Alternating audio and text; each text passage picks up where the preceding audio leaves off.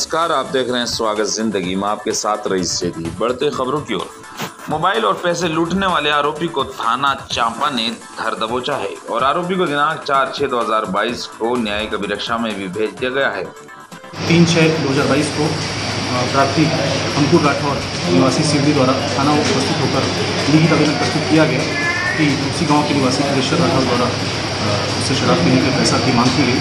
पैसा नहीं दिए जाने पर मारपीट कर उसके और उसके साथ गवाह के से 500 रुपये लूटा गया एवं मोबाइल लूट लिया गया, जिस पर तत्काल अपराध पंजीबद्ध कर वरिष्ठ अधिकारियों को अवगत कराया गया एवं वरिष्ठ अधिकारी के निर्देश पर आज दिनांक को उक्त आरोपी सुरेश्वर राठौर को गिरफ्तार कर न्यायिक अभिरक्षा में भेजा जा रहा है।